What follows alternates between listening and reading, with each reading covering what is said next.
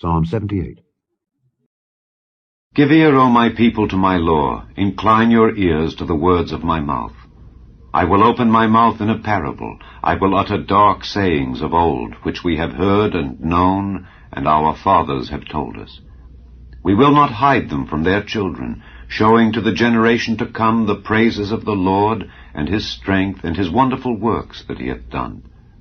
For he established a testimony in Jacob, and appointed a law in Israel, which he commanded our fathers, that they should make them known to their children, that the generation to come might know them, even the children which should be born, who should arise and declare them to their children, that they might set their hope in God, and not forget the works of God, but keep his commandments, and might not be as their fathers, a stubborn and rebellious generation, a generation that set not their heart aright, and whose spirit was not steadfast with God. The children of Ephraim, being armed and carrying bows, turned back in the day of battle. They kept not the covenant of God, and refused to walk in his law, and forget his works and his wonders that he had showed them. Marvelous things did he in the sight of their fathers in the land of Egypt, in the field of Zoan. He divided the sea and caused them to pass through, and he made the waters to stand as an heap. In the daytime also he led them with a cloud, and all the night with a light of fire. He clave the rocks in the wilderness, and gave them drink as out of the great depths. He brought streams also out of the rock, and caused waters to run down like rivers.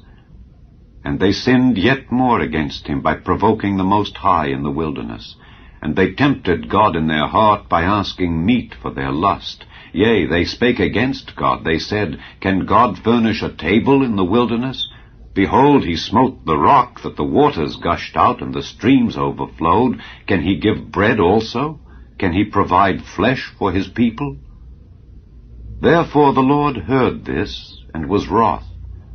So a fire was kindled against Jacob, and anger also came up against Israel, because they believed not in God, and trusted not in his salvation, though he had commanded the clouds from above, and opened the doors of heaven, and had rained down manna upon them to eat, and had given them of the corn of heaven.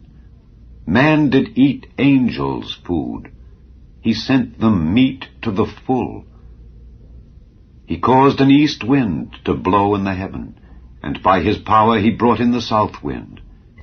He rained flesh also upon them as dust, and feathered fowls like as the sand of the sea, and he let it fall in the midst of their camp round about their habitations. So they did eat, and were well filled, for he gave them their own desire. They were not estranged from their lust. But while their meat was yet in their mouths, the wrath of God came upon them, and slew the fattest of them, and smote down the chosen men of Israel. For all this they sinned still, and believed not for his wondrous works. Therefore their days did he consume in vanity, and their years in trouble. When he slew them, then they sought him, and they returned and inquired early after God. And they remembered that God was their rock, and the high God their Redeemer. Nevertheless they did flatter him with their mouth, and they lied unto him with their tongues. For their heart was not right with him, neither were they steadfast in his covenant. But he, being full of compassion, forgave their iniquity, and destroyed them not. Yea, many a time turned he his anger away, and did not stir up all his wrath. For he remembered that they were but flesh, a wind that passeth away, and cometh not again. How oft did they provoke him in the wilderness, and grieve him in the desert? Yea, they turned back and tempted God, and limited the Holy One of Israel. They remembered not his hand, nor the day when he delivered them from the enemy. How he had wrought his signs in Egypt, and his wonders in the field of Zoan, and had turned their rivers into blood, and their floods that they could not drink. He sent divers sorts of flies among them, which devoured them, and frogs which destroyed them. He gave also their increase unto the caterpillar, and their labor unto the locust. He destroyed their vines with hail, and their sycamore trees with frost. He He gave up their cattle also to the hail, and their flocks to hot thunderbolts. He cast upon them the fierceness of his anger, wrath, and indignation, and trouble, by sending evil angels among them. He made a way to his anger. He spared not their soul from death, but gave their life over to the pestilence, and smote all the firstborn in Egypt, the chief of their strength in the tabernacles of Ham, but made his own people to go forth like sheep, and guided them in the wilderness like a flock.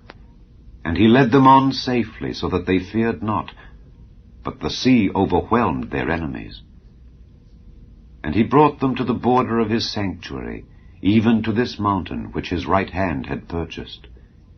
He cast out the heathen also before them, and divided them an inheritance by line, and made the tribes of Israel to dwell in their tents.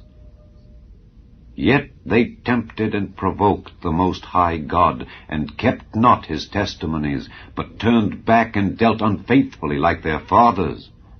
They were turned aside like a deceitful bow, for they provoked him to anger with their high places, and moved him to jealousy with their graven images. When God heard this, he was wroth, and greatly abhorred Israel, so that he forsook the tabernacle of Shiloh, the tent which he placed among men, and delivered his strength into captivity, and his glory into the enemy's hand. He gave his people over also unto the sword, and was wroth with his inheritance.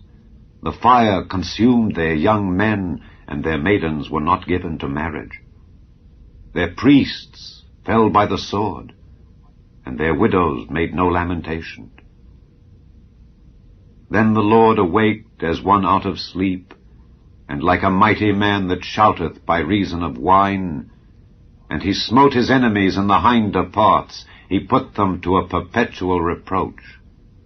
Moreover, he refused the tabernacle of Joseph, and chose not the tribe of Ephraim, but chose the tribe of Judah, the Mount Zion which he loved. And he built his sanctuary like high palaces, like the earth which he hath established forever. He chose David also his servant, and took him from the sheepfolds. From following the ewes great with young, he brought him to feed Jacob his people, and Israel his inheritance. So he fed them according to the integrity of his heart, and guided them by the skillfulness of his hands.